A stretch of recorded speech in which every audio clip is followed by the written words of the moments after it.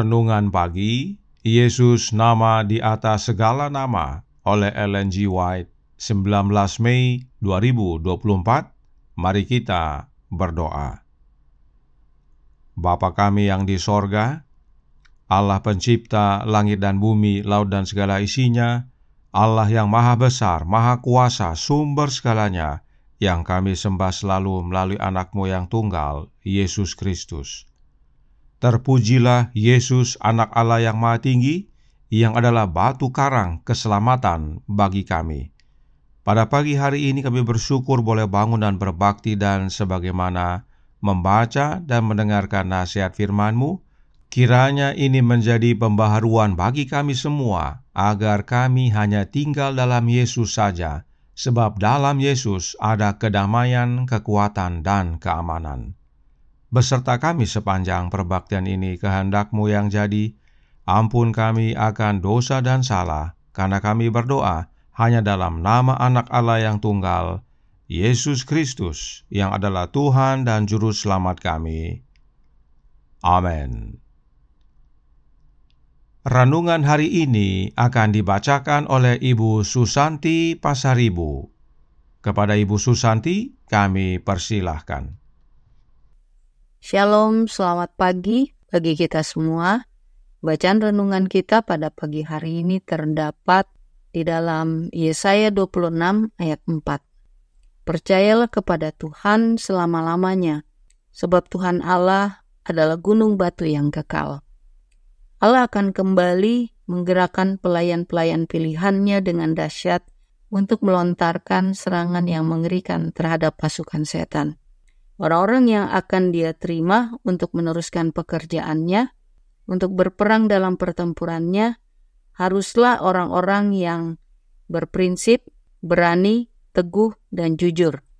Adat istiadat, tradisi-tradisi, dan doktrin-doktrin, bahkan yang dimiliki oleh orang-orang yang mengaku hebat dan baik, tidak boleh dianggap penting, sebelum terlebih dahulu diuji secara sempurna terhadap hukum dan kesaksian. Siapa yang tidak berbicara sesuai dengan perkataan itu, maka baginya tidak terbit fajar. Terhadap ujian ini, para paus dan pejabat tinggi gereja menolak untuk tunduk, karena mereka tahu bahwa hal ini akan menggulingkan seluruh kekuasaan yang mereka pura-pura miliki. Untuk mempertahankan kebenaran besar inilah Luther berjuang dengan tegas dan tanpa rasa takut. Kata-katanya bergema di seluruh pembela kebenaran yang teruji dan tergoda. Berdiri teguh. Tuhan Allah adalah gunung batu yang kekal. Sang reformator menemukan di dalam Kristus sebuah tempat persembunyian dari badai bertentangan. Murka dan kebencian yang mengancam akan menguasai dirinya. Di dalam Kristus saja ada kedamaian, kekuatan, dan keamanan. Hal ini akan menjadi pengalaman setiap orang Kristen di tengah segala perubahan dan pergolakan dunia. Batu karang keselamatan kita tetap kokoh berdiri. Ia telah diserang oleh gabungan penghuni bumi dan neraka. Selama berabad-abad, pikiran yang aktif telah direncanakan, dan tangan-tangan yang kuat telah bekerja keras untuk menyingkirkan batu penjuru yang besar ini dan meletakkan dasar yang lain bagi iman dunia. Kekuasaan, kepausan hampir berhasil dalam pekerjaan yang menghujat ini. Namun Allah membangkitkan Luther untuk berseru siang dan malam saat dia membangun di atas tembok Sion, karena tidak ada seorang pun yang dapat meletakkan dasar lain daripada dasar yang telah diletakkan, yaitu Yesus Kristus. Batu penjuru yang besar itu, batu karang segala zaman, masih berdiri tak tergoyahkan hingga saat ini. Di tengah segala kekacauan dan konflik dunia, Kristus tetap memberikan kelegaan bagi mereka yang letih, dan air kehidupan bagi jiwa yang haus. Selama berabad-abad firman-Nya sampai kepada kita. Akulah jalan dan kebenaran dan hidup. Dikutip dari buku The Signs of the Times, 26 Juli 1883. Demikianlah bacaan renungan kita pada pagi hari ini. Allah beserta kita. Terima kasih atas penata layanan Ibu Susanti. Tuhan Yesus memberkati. Selamat pagi saudaraku dalam Tuhan. Renungan hari ini berbicara tentang pengalaman Martin Luther. Tentang Luther, Roh Nubuat menjelaskan dalam Alfa dan Omega jilid 8 bab 8 halaman 158 yang berkata, sahabat-sahabat Luther takut dan cemas. Mengetahui prasangka buruk dan rasa permusuhan mereka terhadap Luther, sahabat-sahabat Luther khawatir kalau surat jaminan keselamatan itu sendiri tidak dihargai. Dan mereka meminta agar jangan membahayakan hidup Luther. Luther menjawab, para pengikut kepausan tidak menginginkan kedatangan saya ke Worms. Yang mereka inginkan ialah hukuman dan kematian saya. Tidak ada masalah. Janganlah berdoa untuk saya, tetapi berdoalah untuk firman Tuhan.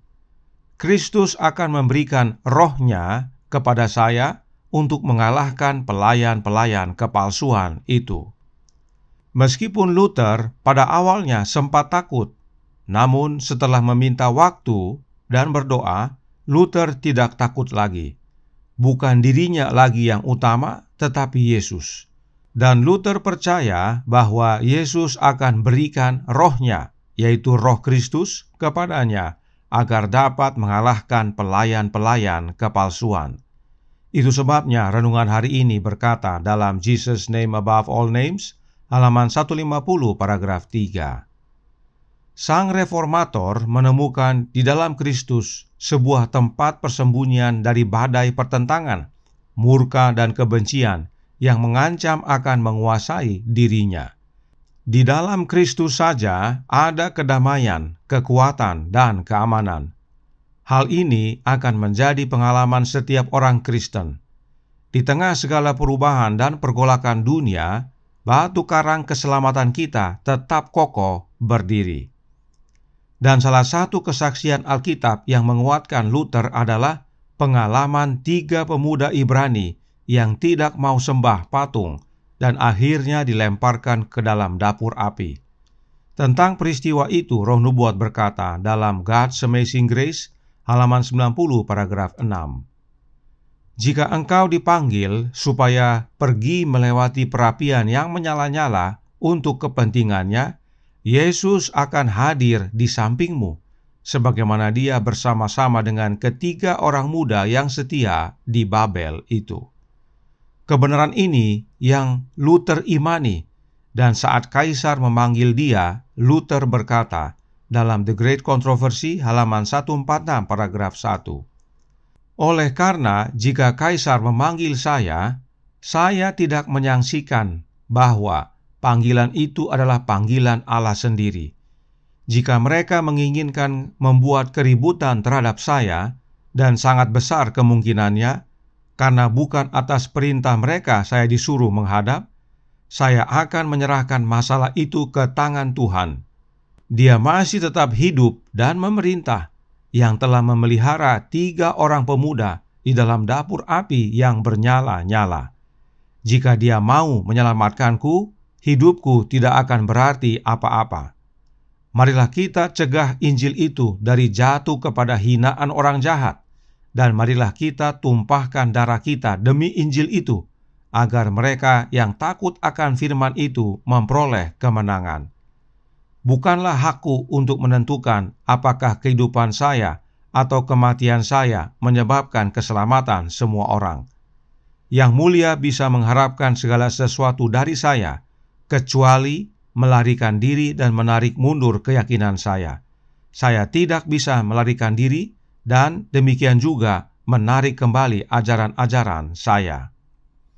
Siapakah Tuhan yang Luther percayai? Tuhan Yesus. Sebab Luther berkata, Dia masih tetap hidup dan memerintah, yang telah memelihara 3 orang pemuda di dalam dapur api yang bernyala-nyala. Yesuslah yang bersama-sama 3 pemuda Ibrani tersebut. Jadi, Luther menyerahkan hidupnya kepada Yesus. Dan kalaupun harus mati, Luther tidak khawatir. Yang utama bagi dia bukan hidupnya, tetapi jangan sampai Injil yang kekal itu jatuh ke tangan orang jahat. Bahkan Luther berkata, mari kita tumpahkan darah kita demi Injil itu agar menjadi kesaksian. Perhatikan yang warna hijau. Luther berkata, bukanlah hakku untuk menentukan apakah kehidupan saya atau kematian saya yang menyebabkan keselamatan orang. Entah Luther hidup atau mati karena peristiwa tersebut, hal itu bukan yang utama. Soal mati dan hidup bukan bagian kita manusia. Tugas kita tetap berdiri teguh dalam kebenaran, sebagaimana 3 pemuda Ibrani dan Martin Luther, serta kabarkan kebenaran Injil apapun resiko yang terjadi. Sebab Yesus batu karang keselamatan beserta kita. Perhatikan renungan hari ini ingatkan kita dalam Jesus Name Above All Names, halaman 150 paragraf 2. Adat istiadat, tradisi-tradisi, dan doktrin-doktrin, bahkan yang dimiliki oleh orang-orang yang mengaku hebat dan baik, tidak boleh dianggap penting sebelum terlebih dahulu diuji secara sempurna terhadap hukum dan kesaksian. Siapa yang tidak berbicara sesuai dengan perkataan itu, maka baginya tidak terbit fajar. Inilah yang Luther lakukan.